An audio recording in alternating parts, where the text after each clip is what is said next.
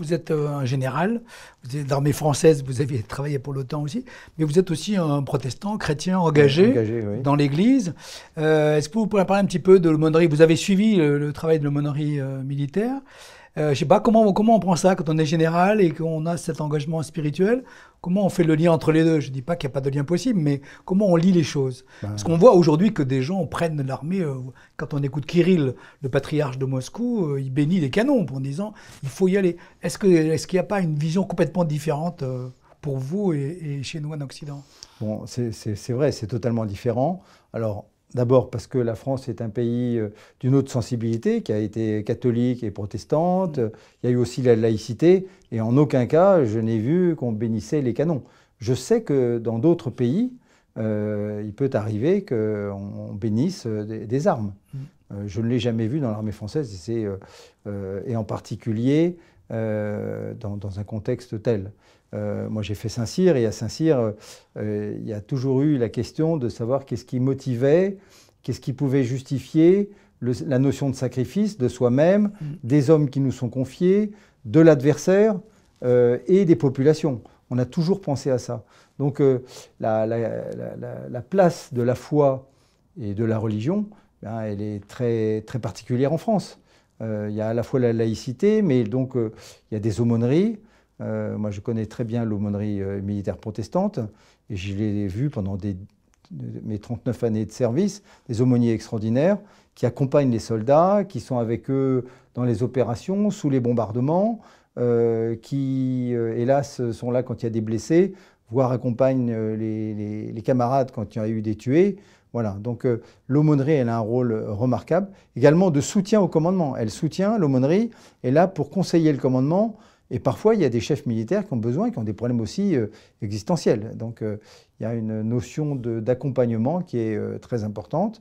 Dans un tel contexte, ben, moi, je me dis, ben, je confie en tant que chrétien cette situation à un Dieu tout-puissant qui aime la création, qui aime ces populations, qui aime même les hommes et les femmes qui combattent.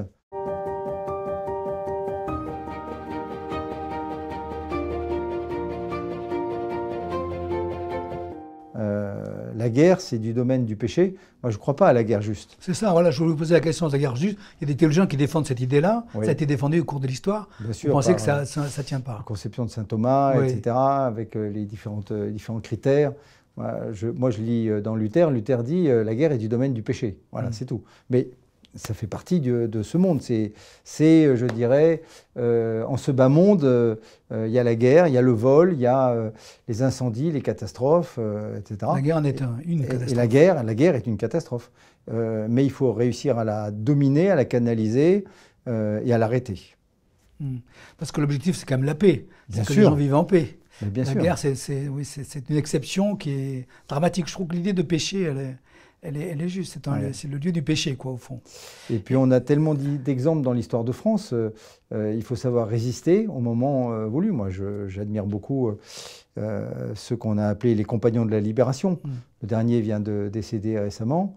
J'ai un oncle qui était chef éclaireur à la troupe protestante unioniste de l'Étoile, et qui a essayé de rejoindre le général de Gaulle. Et il avait dit, tant qu'il y aura un combattant, et c'était, je crois, le 20 juin 1940, tant qu'il y aura un combattant, je serai avec lui. Et donc il a essayé de rejoindre Londres en passant par Gibraltar. Hélas, il s'est fait tuer, mais son exemple m'a toujours animé. Donc il ne faut pas lâcher, mais il y a une justice. Et cette justice, elle est à la fois humaine et divine. Voilà. D'accord. Et quand on a foi en Dieu, on a une manière autre de se battre, d'être dans l'armée, où ça ne change pas grand-chose. Ben, moi, je dirais qu'on peut prier pour ses hommes, on prie pour les populations, on peut même prier pour ses ennemis. Oui. Moi, ça m'est arrivé de le faire, y compris pour les talibans lorsque j'étais à Kaboul pendant 1 an, et qu'on était menacé de toutes parts par des attentats. Voilà, on peut et on doit. Voilà. Et puis aussi, on doit ne pas haïr son ennemi.